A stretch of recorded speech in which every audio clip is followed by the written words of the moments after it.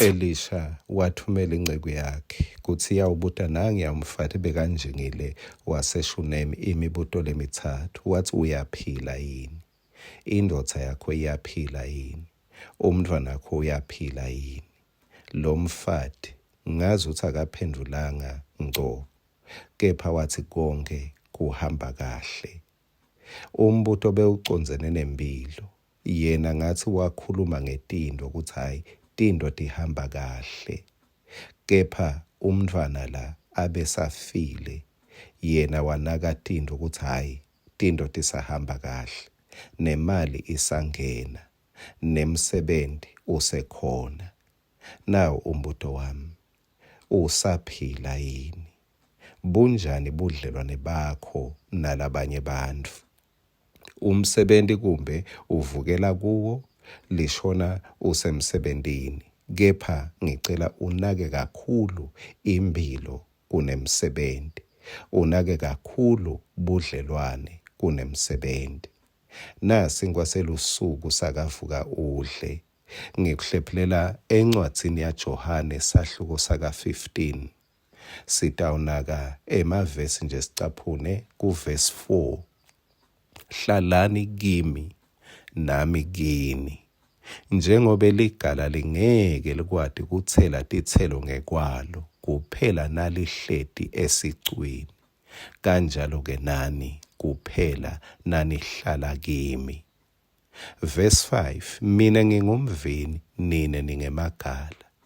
Lowo lohlala kimi nami kuye uyawuthela tithelo letinyenti, ngobe kude leningakwenda ngaphandle kwami. Uyabona lapha la kuhlangana ligala khona nesihlahla, yindzawo lemcoka kakhulu.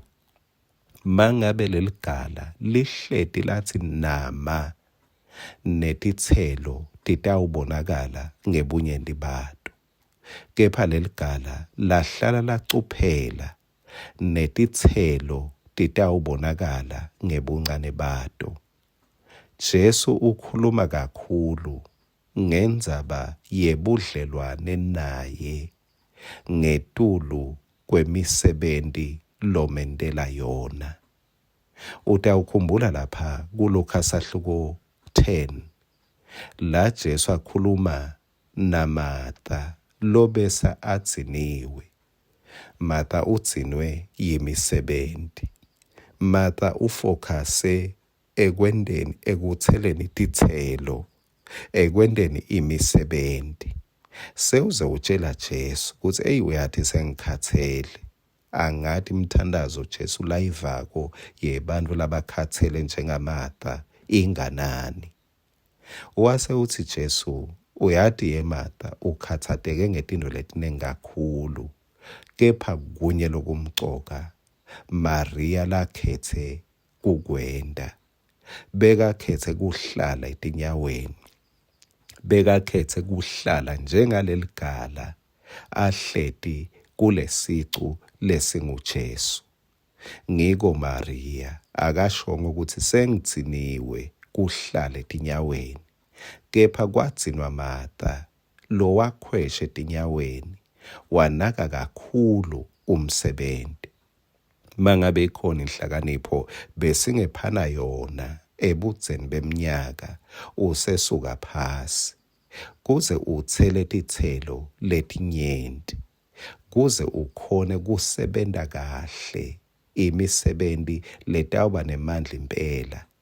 Hlala kakhulu etinyaweni taJesu.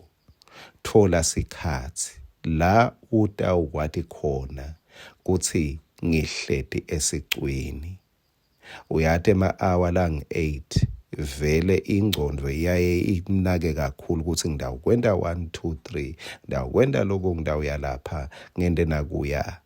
Inganaki kakhulu ukuthi ake ngilithathe li-hour, ake ngiwathathe ama-hour lamabili, ngende siMaria, ngihlale etinyaweni. Ngoba uthini Jesu la? Uthi ngaphandle kwami ningeke nende lutho. Simemo lesikhulu kuhlala kuJesu kunekusebentela Jesu. Amen.